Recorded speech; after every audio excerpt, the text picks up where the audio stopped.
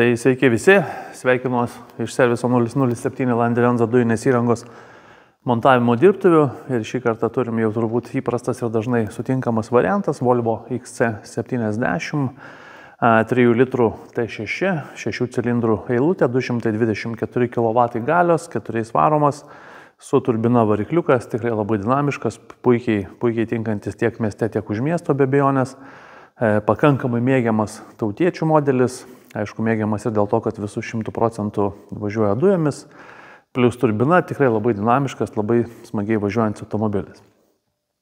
Šiam automobiliui, kaip jau turbūt supratot, sumontavom itališką Landerenzo sistemą. Variklio skyriuje net tiek ir daug ką turiu te parodyti. Tai yra vien tik dėl to, kad didžioji dalis komponentų slepiasi po valytuvų mechanizmą dengiančią plasmasę.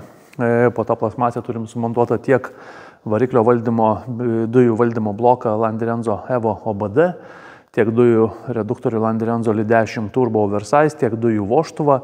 Tai praktiškai didžioji dalis komponentų susislepia būtent čia, juolab, kad ir pats benzininis valdymo kompiuteris yra tenai, tai visi laidai mums reikalingi yra paimami tiesiai iš jo, tie laidai nėra vedami, čia ant variklio skyriaus neguldoma yra, tai tiesiog sužarna tvarkingai dujinę išlendam, čia turim padėję po dangčiu tiek slėgio daviklį, tiek dujinės fazės filtrą ir purkštukus priekyje, dangtis truputėlį pakeltas, šiaip pati jo reiškias priekinė dalis, bet vėlgi jis yra visuose savo tvirtinimuose įstatytas, visuose tvirtinimo taškuose, taip kad be jokių problemų, be jokių vibracijų, be jokio triukšmo gražiai čia viskas variklio skyriuje atrodo.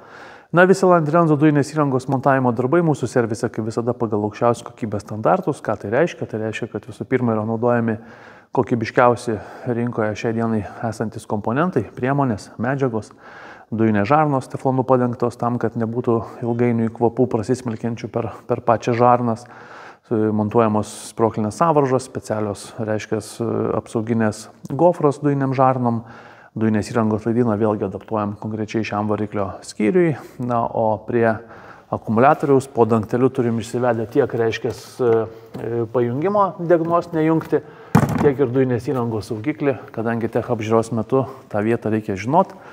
O klientui po darbų visų atliktų mes be abejonės atliksime instruktažą, papasakosim kas, kaip, kur ir kodėl. Tai tiek apie patį variklio skyrių.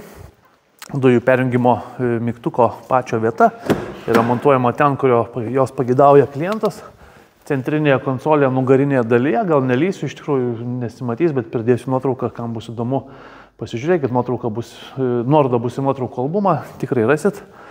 56 litrų atsarginio rato vietoje balioniukas.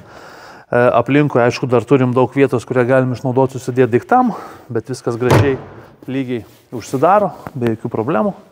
Dujų pildymą, vėlgi, kadangi turim pakankamai platų dangtelį ir šalia vietos, tai tam, kad nereikėtų įsukinėti jokių adapterių, mes iš karto atsidarę galim jungtis pistoletą ir dujas pildyti. Nuotrauką pildymo kartu su dujų pistoletų degalinė aš taipogi pridėsiu, matysit, kaip tai atrodo.